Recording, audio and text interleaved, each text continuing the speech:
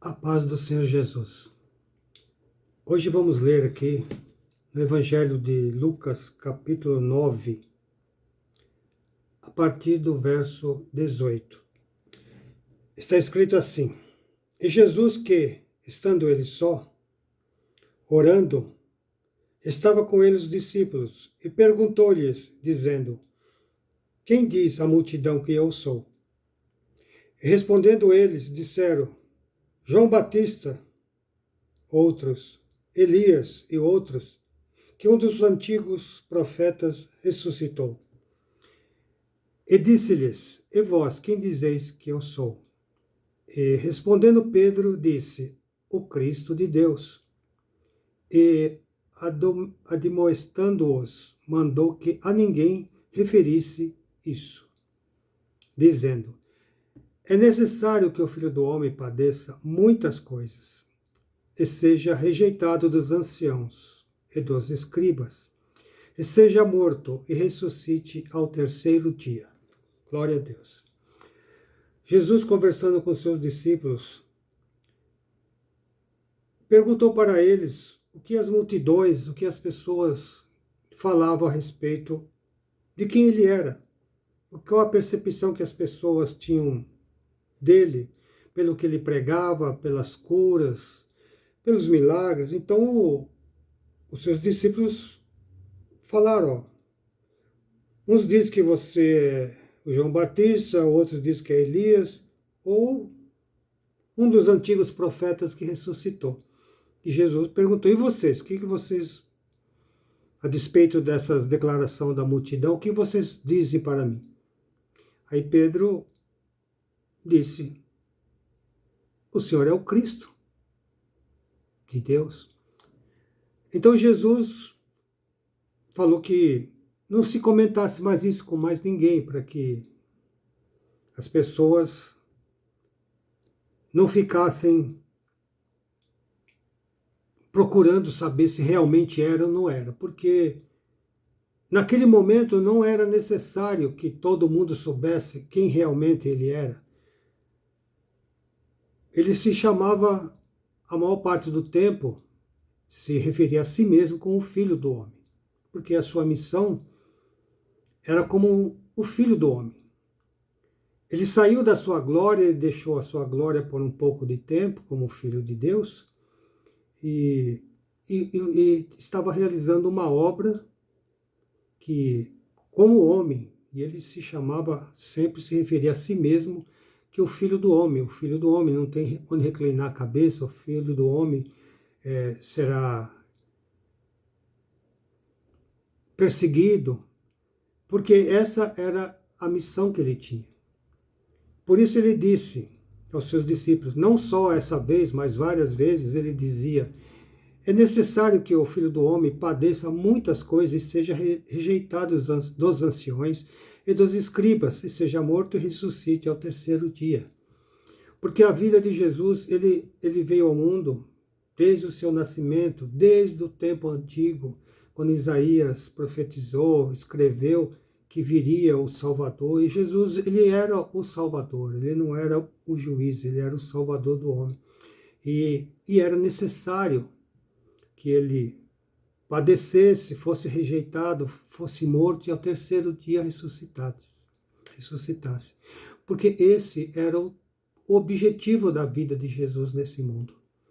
E ele tinha plena consciência de que era essa a sua missão, porque Deus o enviou para isso.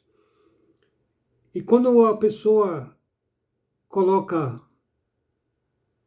no seu coração, na sua vida, um objetivo a realizar, a pessoa não se desvia desse objetivo. E Jesus, durante os 3 anos e pouco que ele pregou em Israel, ele tinha essa direção.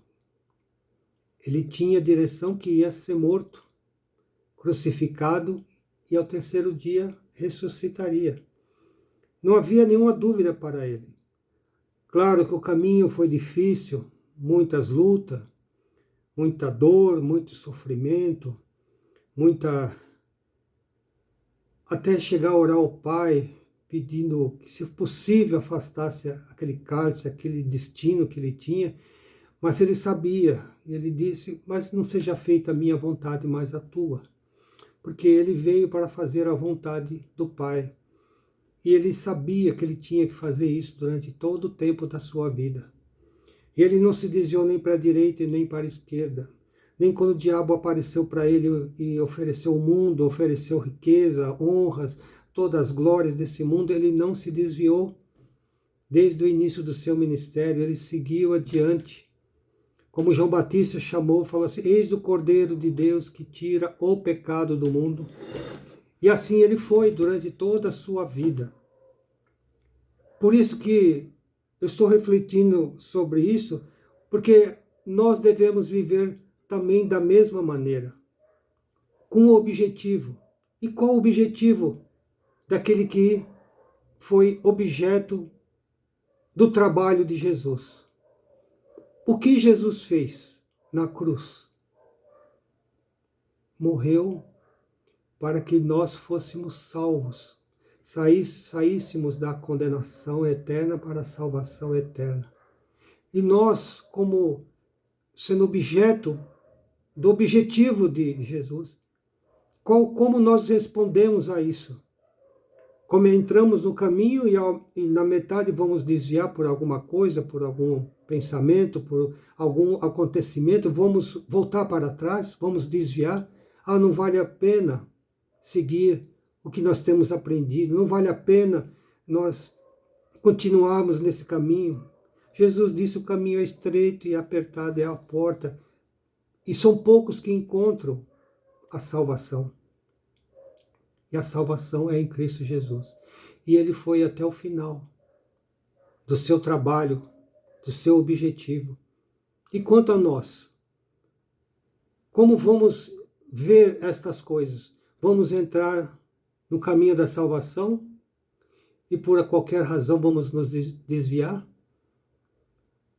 Por qualquer acontecimento?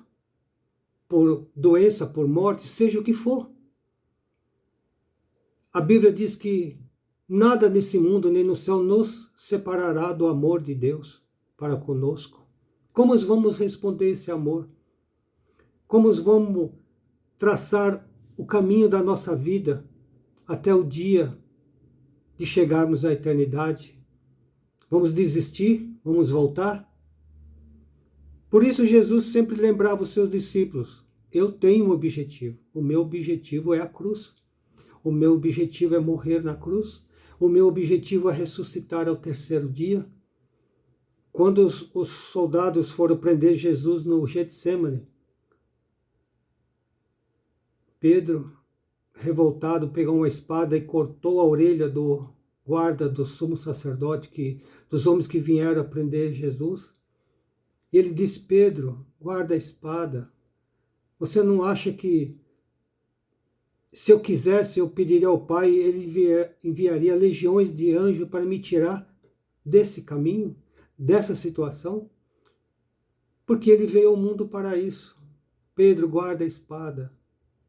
E Jesus foi lá e recolocou a orelha daquele soldado no lugar. E ele ficou curado ali. Então, o objetivo dele era aquele. E quanto a nós, como nós vamos viver no nosso dia a dia? Porque o mundo nos oferece muitas alternativas, boas e más, para que nós não cheguemos até o nosso destino da salvação. E são muitos que se desviam, que desistem, que vão para a igreja, aceitam Jesus, depois voltam, acham que não vale a pena. O tempo está passando e parece que não mudou nada. O tempo está passando e parece que ser de Jesus, aceitar Jesus, crer na salvação, crer no seu nome, não vale a pena. Se Jesus também pensasse assim, que não valia a pena ir até o final, onde nós estaríamos hoje sem esperança? Como nós viveríamos na eternidade sem a salvação? Por isso hoje estou aqui para falar para cada um. tem objetivo na sua vida. E o objetivo que nós temos que ter é entrarmos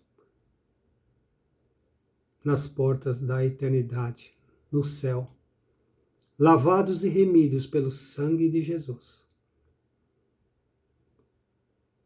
tendo as nossas vestes brancos como a neve, tendo o nosso corpo, um corpo glorificado, para sermos recebidos na glória por aquele que nos salvou e nos deu essa oportunidade. Nada pode nos desviar da salvação. Deus fez a sua parte, façamos a nossa. A Bíblia diz que nós não devemos ser como as ondas do mar, uma hora vai, outra hora volta, mas seguimos firme, sempre adiante.